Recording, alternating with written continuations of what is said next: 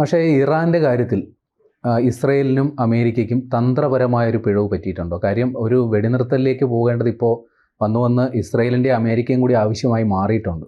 ഒരു പിടിച്ചു നിൽക്കാൻ പറ്റാത്ത രീതിയിൽ കടുത്തൊരു പ്രതിരോധം ഇറാൻ തീർക്കുന്നുമുണ്ട്. എന്താണ് വിലയിരുത്തുന്നത്? എങ്ങനെയാണ്? അല്ല, ഈ യുദ്ധം ആര് സൃഷ്ടിച്ചു എന്നുള്ള ചോദ്യത്തിന് നമുക്ക് വ്യക്തമായിട്ട് ഉത്തരവുണ്ട്. അത് അമേരിക്കയാണ്, അത് ട്രംപാണ്. അവിടെ അമേരിക്ക ഇസ്രയേലിനെ ഒരു ഉപകരണമാക്കുകയായിരുന്നു.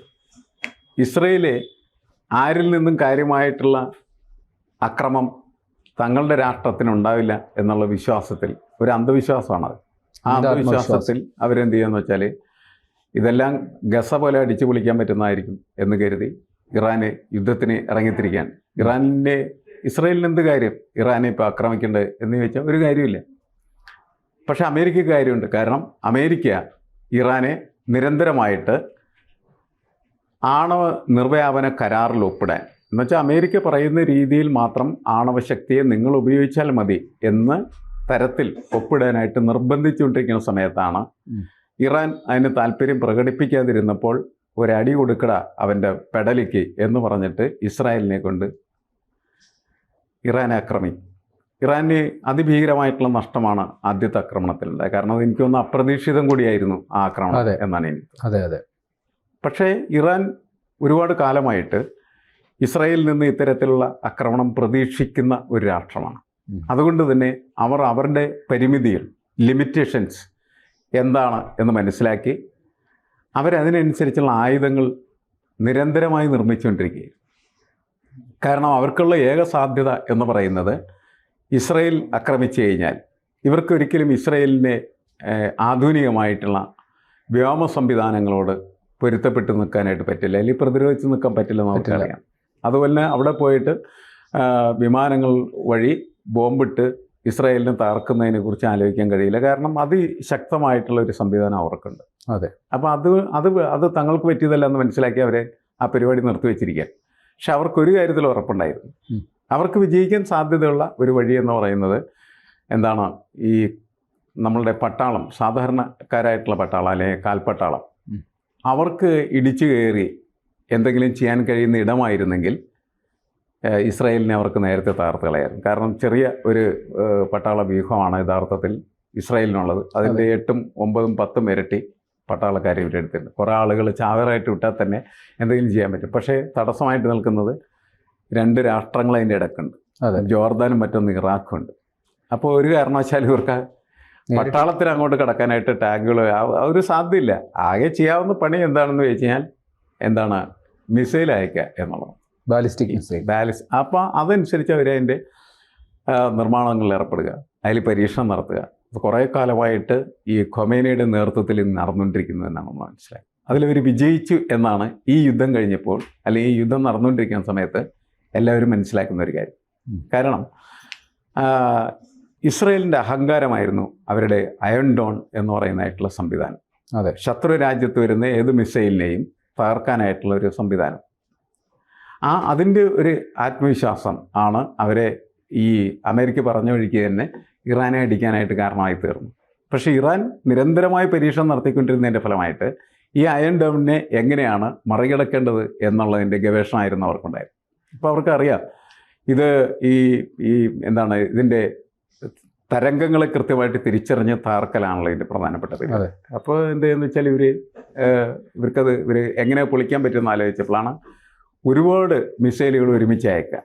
കുറേ എണ്ണത്തിന് തകർക്കും, 1-2 എണ്ണം തകർക്കപ്പെടാതെ എവിടെയെങ്കിലും ഹിറ്റാവും. അത് ഇസ്രായേലിന് ഭീകരമായിട്ടുള്ള നഷ്ടം ഉണ്ടാക്കും എന്നിവർക്ക് ഇവരങ്ങനെ ഊഹിക്കുകയും അത് പ്രവർത്തിക്കുകയും ചെയ്തു. അത് വളരെ എഫക്റ്റീവായിരുന്നു. ഇസ്രായേലിൻ്റെ പല സ്ഥലങ്ങളും അവർ ഇടിച്ചു പൊളിച്ച് കളഞ്ഞു. ശരിക്കും പറഞ്ഞു അയൺ ഡോം എന്ന് പറയുന്ന സാധനം തകർന്ന് തരിപ്പണമായി എന്ന് വ്യാഖ്യാനിക്കപ്പെട്ടു. പക്ഷെ അതിൻ്റെ പ്രധാനപ്പെട്ട ഒരു സാധ്യതയും വിജയവും നിൽക്കുന്നത് അവർ യഥാർത്ഥത്തിൽ ഹൈപ്പർസോണിക് മിസൈൽസ് ഉപയോഗിച്ച സമയത്ത്. ഹൈപ്പർസോണിക് മിസൈൽസിൻ്റെ വേഗത വളരെ കൂടുതലാണ്.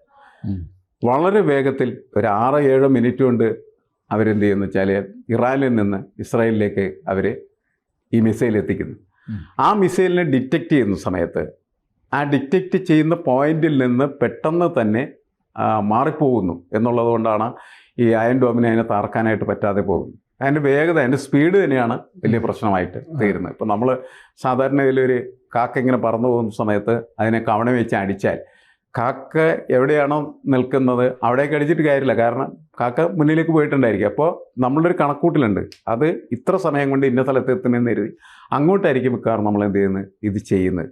ഇത് തന്നെ ഇതിൻ്റെ ഒരു വളരെ വികസിതമായിട്ടുള്ള രൂപമാണ് ഈ മിസൈൽ അടിച്ചു വീഴ്ത്തുന്നതിന് വേണ്ടിയിട്ട് അവിടെ അവർ ഉപയോഗിച്ചുകൊണ്ടിരിക്കുന്നത്. പക്ഷേ ഈ ഹൈപ്പർസോണിക് മിസൈൽസ് വരുന്ന സമയത്ത് അവർക്കതിൻ്റെ സ്പീഡ് ഡിറ്റക്റ്റ് ചെയ്യാൻ പറ്റുന്നില്ല എന്നുള്ളതാണ് കൃത്യമായിട്ട്.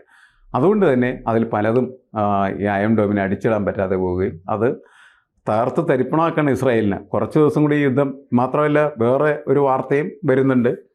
ഇതിന് എതിരായിട്ട് പ്രയോഗിക്കപ്പെടുന്ന ഈ പ്രതിരോധ മിസൈലുകൾ അയൺ ഡോമിൽ ഉപയോഗിക്കുന്ന അതിൻ്റെ എണ്ണം അവർ വളരെ കുറവായി അല്ലേ, ഏതാണ്ടൊക്കെ തീരാറായെന്ന് പറയുന്നു. നമുക്കത് അറിയാൻ ഒരാഴ്ചക്കൊക്കെ ഉള്ളൂ. അത് ചിലപ്പോൾ അമേരിക്കയിൽ നിന്ന് വീണ്ടും ഇഷ്ടംപോലെ പറക്കിക്കൂട്ടി പെട്രിയോട്ട് മിസൈൽ അടക്കമുള്ള സാധനങ്ങളുണ്ടല്ലോ, ഒക്കെ വേണമെങ്കിൽ കൊടുത്തേക്കാം. പക്ഷെ അതൊക്കെ ഫലപ്രദമല്ലാതാകുന്നു എന്നുള്ളതാണ് ഇസ്രായേൽ ഭയപ്പെടുന്ന ഒരു കാര്യം. ഇസ്രായേലിൽ നിരവധി ആളുകൾ ഇപ്പോൾ വീടില്ലാത്തവരായി മാറി തെരുവിൽ അലയുന്ന സ്ഥിതിയിലേക്ക് എത്തിക്കഴിഞ്ഞു. ബങ്കറുകളിൽ കഴിയും. ഇതൊക്കെ ഇസ്രായേലിന് ഒരിക്കലും അവരുടെ സ്വപ്നത്തിൽ പോലും അവർ വിചാരിക്കാത്തൊരു കാര്യമാണ്. ആവശ്യമില്ലാത്ത പ്രവർത്തിക്കാൻ അവർ ഇറങ്ങിത്തിരിച്ചു. അവരാണ് ഇറാനെ അടിച്ചത്, അല്ലാണ്ട് ഇറാൻ കയറി ഇസ്രായേലിനെ അടിച്ചാൽ.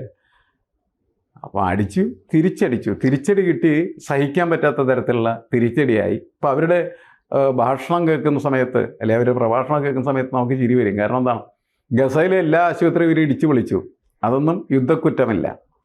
ഇവൻ്റെ ഒരു ആശുപത്രി ഇറാൻ ഇടിച്ചു വിളിച്ചപ്പോൾ യുദ്ധക്കുറ്റമാണെന്ന് പറയണേ.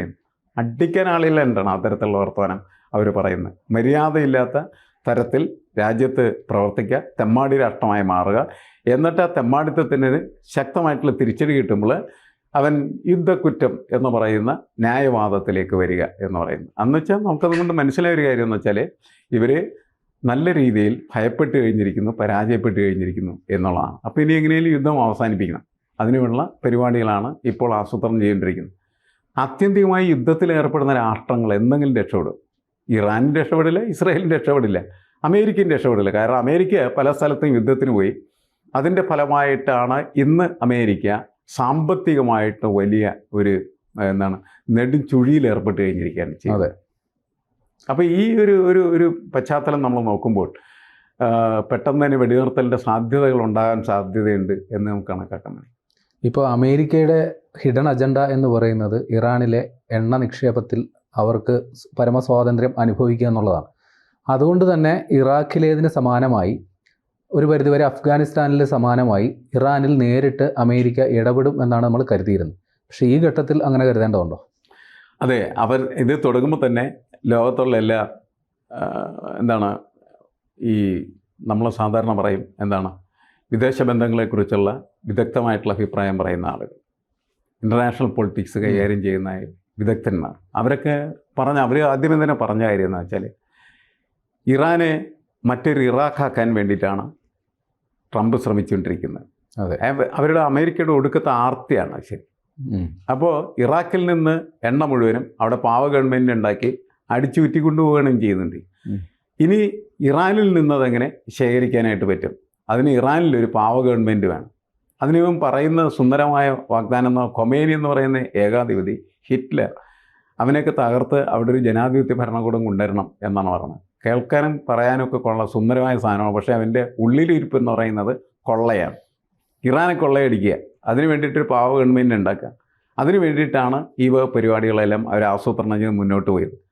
പക്ഷേ അതത്ര എളുപ്പമല്ല എന്ന് വന്നിരിക്കുകയാണ്. അതിൻ്റെ പ്രധാനപ്പെട്ട കാരണം ഈ മധ്യേഷ്യൻ രാജ്യങ്ങളിൽ യഥാർത്ഥത്തിൽ താല്പര്യങ്ങൾ അമേരിക്കയ്ക്ക് മാത്രമല്ല മറ്റ് പല രാജ്യങ്ങൾക്കുമുണ്ട്. ഇറാനിൽ താല്പര്യം ഉള്ള രാജ്യങ്ങളെന്ന് പറയുന്നത് ചൈനയുണ്ട്, അതേപോലെ തന്നെ റഷ്യയുമുണ്ട്. ഇവർക്ക് രണ്ടുപേർക്ക് അതിനകത്ത് താല്പര്യമുണ്ട്, വൻശക്തികൾക്കുള്ള താല്പര്യങ്ങൾ തന്നെയാണ്.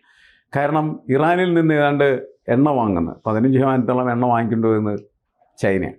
ചൈനയ്ക്ക് കംഫർട്ടബിൾ ആയിട്ടുള്ള പ്രൈസിന് അവിടെ നിന്ന് എണ്ണ കിട്ടുമ്പോൾ അവരത് വാങ്ങിക്കുന്നു എന്നുള്ളതാണ്.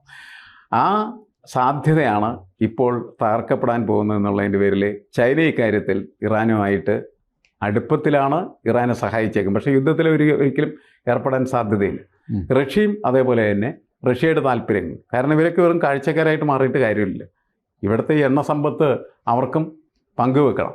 അതുകൊണ്ട് അവർ കാഴ്ചക്കാരാവാൻ ആഗ്രഹിക്കുന്നില്ല. അതുകൊണ്ട് അവരും ഇതിനകത്ത് ഇടപെടാൻ ശ്രമിക്കുകയാണ് ചെയ്യുന്നത്. റഷ്യയും ചൈനയും ഇറാനെ സഹായിക്കുന്ന തരത്തിലോ ഇറാൻ ഒപ്പം നിൽക്കുന്ന തരത്തിലോ വന്നാൽ വീണ്ടും നമ്മൾ പഴയ കാലത്തൊക്കെ സംസാരിച്ചിരുന്ന ഈ ബൈപ്പോളാർ വേൾഡ് എന്ന് പറയുന്ന ഒരു പ്രോസസ്സിലേക്ക്, ഇരുധ്രുവ ലോകം എന്ന് പറയുന്ന രണ്ട് ശാക്തിക ചേരികളായിട്ട് തിരിയാനുള്ള സാധ്യതകൾ വരും. അത് മനസ്സിലാക്കിയിട്ടാണ് ഇപ്പോൾ യൂറോപ്യൻ യൂണിയൻ ഇതിൽ ഇടപെടാൻ ശ്രമിച്ചിരിക്കുകയും പെട്ടെന്ന് തന്നെ വെടിനിർത്തലിലേക്ക് പോകണം എന്ന നിർദ്ദേശം ഇവർക്കൊക്കെ നൽകിയിട്ടുള്ളതെന്നാണ് നമ്മൾ മനസ്സിലാക്കേണ്ടത്. അങ്ങനെ ഒരു ബാലൻസ്ഡ് പ്രോസസ്സിലേക്ക് പോകാനുള്ള സാധ്യത ഇപ്പം നമ്മൾ കാണുന്നു.